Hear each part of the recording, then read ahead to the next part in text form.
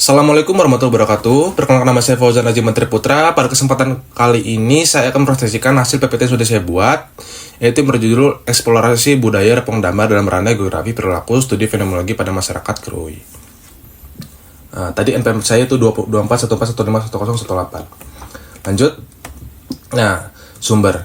Nah, di sini saya mengutip jurnal dari pembuatnya ini yang bernama Istiawati dan Salsabila pada tahun 2020. Judulnya itu Eksplorasi Budaya Repong Damar dalam Ranah Geografi Perilaku Studi Fenomenologi pada Masyarakat Krui, atau Jurnal Penelitian Geografi. Maaf kalau saya belum menambahkan di sini. Tapi tadi saya sudah sebutkan. Lanjut. Di sini ada mengapa Repong Damar. Repong Damar ini sebagai model agroforestry yang berkelanjutan. Nah, buktinya itu mampu memberi kebaikan ekonomi dan ekologi. Nah, perlu kajian yang mendalam tentunya pada khazanah budaya ini. Nah, maksudnya yaitu di slide ini itu menjelaskan alasan kenapa Repong Damar ini penting untuk dibahas dan sistem ini dianggap berhasil menjaga lingkungan sekaligus menopang ekonomi masyarakat. Nah, sehingga perlunya dikaji lebih dalam dari sisi budaya. Lanjut, di sini ada definisi dan karakteristik. Definisi kuncinya yaitu sistem pengelolaan lahan berbasis agroforestry tradisional oleh masyarakat Krui yang secara ekologis itu menyerupai hutan. Nah, komponen utamanya itu didominasi oleh pohon damar mata kucing atau Sorea javanica. Nah, produknya itu menghasilkan getah damar atau HBK serta buah-buahan dan kayu serbaguna. Nah, fungsi gandanya itu menjadi sumber pendapatan utama sekaligus supaya konservasi hutan yang efektif. Lanjut. Fokus utama penelitian. Nah, fokus utama yang ini menggali makna dan interpretasi Repong Damar di mata masyarakat Krui. Nah, tujuannya itu memahami proses penerimaan dan pola perilaku masyarakat terhadap budidaya ini. Nah, jadi maksudnya itu di tujuan utama penelitiannya ini memahami bagaimana masyarakat Krui itu menafsirkan dan memberi arti pada keberadaan Repong Damar dalam hidup mereka. Nah, sekaligus penelitian ini tidak membahas teknis budidaya, tetapi juga persepsi dan pengalaman sosial. Jadi luas gitu pembahasannya. Nah, maaf di sini masih sama. Jadi kepencet 2 kali lah, maaf. Di sini ada geografi perilaku. Nah, jadi di sini Repong Damar dilihat bukan hanya sebagai objek fisik, tetapi juga sebagai produk teknologi dan nilai sosial.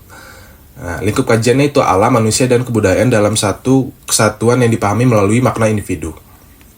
Nah, maksudnya yaitu dari sudut pandang geografi, Repong Damar ini tuh bukan hanya sebagai landscape sih, tapi juga hasil dari nilai budaya. Nah, pengetahuan dan interaksi masyarakat dengan lingkungannya. Jadi,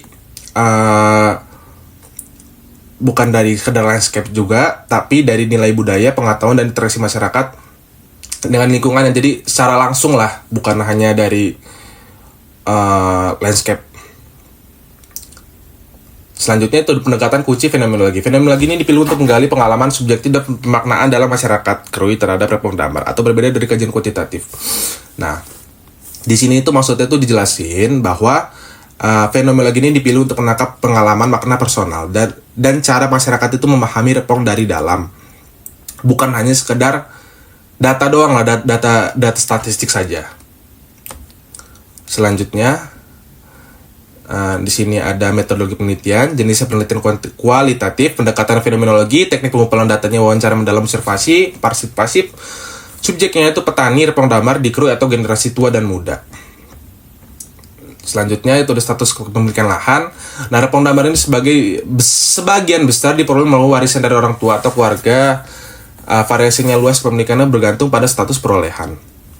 Nah, jadi maksudnya itu di sini tuh Repong Damar ini umumnya dimiliki secara turun-temurun atau luas lahannya itu berbeda-beda karena tentunya dipengaruhi status warisan keluarganya.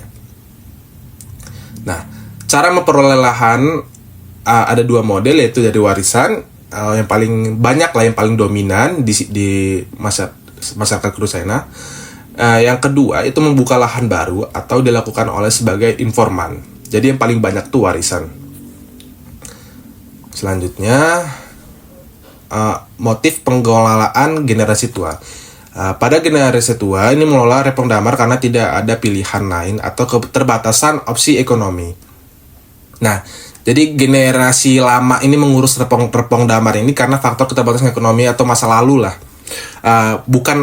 Bukan hanya karena pilihan karir seperti sekarang.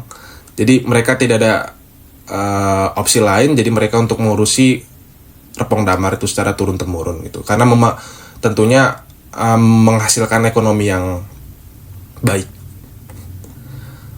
Repong Damar dalam konteks sosial. Jadi Repong Damar ini menciptakan konteks sosial tertentu dalam masyarakat Krui, termasuk sistem bagi hasil, hak adat, dan hubungan kekerabatan.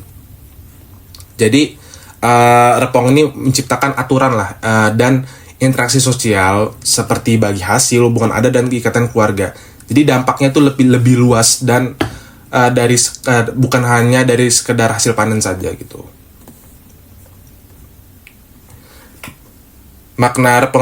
Selanjutnya itu makna Repong Damar atau makna ekonomi. Repong Damar ini sebagai sumber mata pencarian utama atau penghasil getah damar mata kucing yang memberikan kepastian ekonomi dalam jangka panjang. Nah, jadi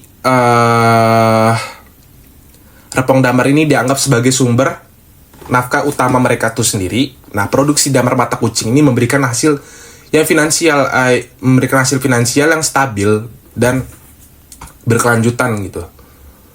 Selanjutnya, makna Repong Damar atau makna ekologi.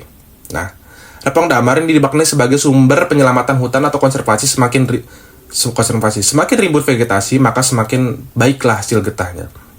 Jadi secara ekologis, maksudnya itu Repong ini dianggap sebagai bentuk perlindungan hutan. Dan masyarakat tuh percaya vegetasi yang semakin cepat itu menghasilkan getah yang lebih baik gitu. Masyarakat setempat tuh percaya pada hal itu. Selanjutnya itu ada makna Repong Damar atau makna budidaya atau identitas. Repong Damar ini dianggap sebagai bagian dari identitas budaya masyarakat Krui. Pengelolaannya terikat pada nilai-nilai adat dan tradisi. Nah, jadi Repong ini bukan hanya ladang saja, tapi maksudnya itu simbol budaya masyarakat Krui sana. Pengelolaannya itu mengikuti adat dan menjadi bagian dari kebanggaan lokal tersendiri gitu. Selanjutnya, itu Repong sebagai satuan ruang dan budaya. Repong Damar ini memperlihatkan pandangan geografi manusia, bumi, tanah, masyarakat, dan ruang dilihat sebagai satu kesatuan dalam kebudayaan dan nilai individu. Maksudnya itu gabungan lah ya. Jadi maksudnya itu menggambarkan gabungan dan keterkaitan lah yang luas. Kesimpulannya. Jadi kesimpulannya itu Repong Damar adalah manifestasi kearifan lokal yang terbukti berkelanjutan. Keberhasilan terletak pada pemaknaan subjektif masyarakat atau fenomenologi yang menjadikannya bukan sekadar aset, melainkan bagian dari diri sendiri. Nah, jadi maksudnya itu di kesimpulan ini keberhasilan Repong Damar itu bertahan karena tentunya tadi dipahami secara mendalam oleh masyarakat pemiliknya. Nah, bukan hanya sistem ekonomi, tapi juga warisan yang dirawat karena diyakini sebagai tadi bagian dari diri mereka itu sendiri. Selanjutnya, tidak terasa sampai penghujung. Apabila saya ada kesalahan kata, saya mohon maaf. Terima kasih. Wassalamualaikum warahmatullahi wabarakatuh.